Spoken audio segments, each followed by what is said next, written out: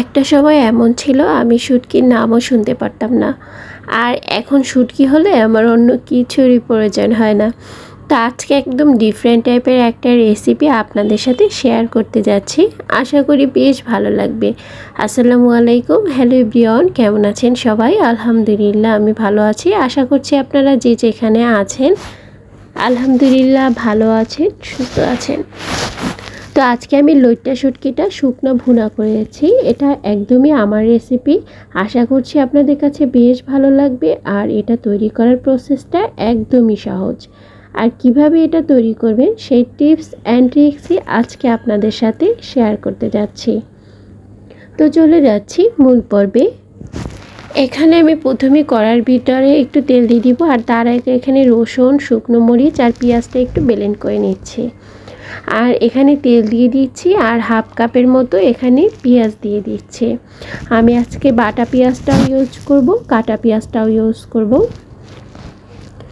তো পেঁয়াজটাকে এখন একটু নেড়ে চেড়ে ভালো করে ভেজে নিচ্ছি। হালকা একটু নরম হয়ে আসলে তারপর যে মশলাটা আমি ব্লেন্ড করেছিলাম সেই পেস্টটা আমি এখানে দিয়ে দিচ্ছি। এখন একটু ভালো করে নেড়ে চেড়ে মশলাটা আমি কষিয়ে নিচ্ছি। আর এই পর্যায়ে বাটা মশলা হিসেবে 1 চা চামচ আদা বাটা আর জিরা বাটা দিয়েছি। রসুন তো আমি আগেই পেস্ট করে দিয়েছি শুকনো মরিচের সাথে, তাই এখানে আর দেইনি। আর দিয়ে দিচ্ছি স্বাদ মতো লবণ, হাফ চা চামচ হলুদের গুঁড়া, আর দিয়ে দিচ্ছি 1 চা চামচ লাল মরিচের গুঁড়া। আমি কিন্তু শুকনো মরিচটা পেস্ট করে দিয়েছি, আবার এখানেও দিয়েছি। আর দিয়ে দিচ্ছি 1 চা চামচ গরম মশলার গুঁড়ো। তো এখন ভালো করে একটু মশলাটাকে আমি কষিয়ে নিচ্ছি। আসলে শুটকিতে কিন্তু একটু ঝাল না হলে ভালো লাগে না। তো আমি এখানে লইট্টা শুটকিগুলো কেটে গরম পানি দিয়ে ধুয়ে একদম পরিষ্কার করে নিয়েছিলাম। তো এখন আমি সেটা দিয়ে দিচ্ছি আর একটু ভালো করে নেড়ে চেড়ে নিচ্ছি। তো আগে আমি মশলার ভিতরে শুটকিটাকে ভালোভাবে কষাবো। আর এখানে গোটা রসুন আর দিয়ে দিচ্ছি পেঁয়াজের কলি, সেটা এখানে দিয়ে দিচ্ছি। আজকে এটা দিয়ে আমি শুটকিটা আপনাদের করে দেখাবো। শীতের সময় যেহেতু এই পেঁয়াজের কলিটা পাওয়া যায়, এটা দিয়ে শুটকিটা করলে কিন্তু বেশ ভালো লাগে। আর একটু ভালো করে আমি নেড়ে চেড়ে একটু কষিয়ে নিয়েছি। আর এখন কাঁচা পাকা যে টমেটোটা পাওয়া যায় সেটা এই পর্যায়ে দিয়ে দিচ্ছি। আর এই শুটকির সাথে না কাঁচা পাকা টমেটোটাই বেশ ভালো লাগে। আপনারা চাইলে পাকা টমেটোটাও দিতে পারেন। আমি এখানে কাঁচা পাকাটাই নিয়েছি, তাহলে একটু টক টক লাগবে, খেতে কিন্তু বেশ ভালো লাগবে।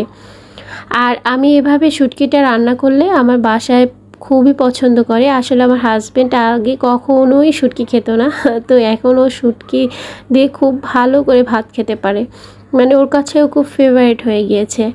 তো এখন আমি একটু ভালো করে নেড়ে চেড়ে ভালো করে কষিয়ে নিব। এই কষানোর উপরে কিন্তু আপনার স্বাদটা অনেক চলে আসবে। তো এ পর্যায়ে আমি ভালো করে নেড়ে চেড়ে আবারও নিচ্ছি। আর এটাকে আমি বারবারই একটু কষিয়ে নিচ্ছি। আর যখন কষানো হয়ে যাবে তখন এ পর্যায়ে আমি গরম পানি দিয়ে দিচ্ছি 1 কাপের মতো।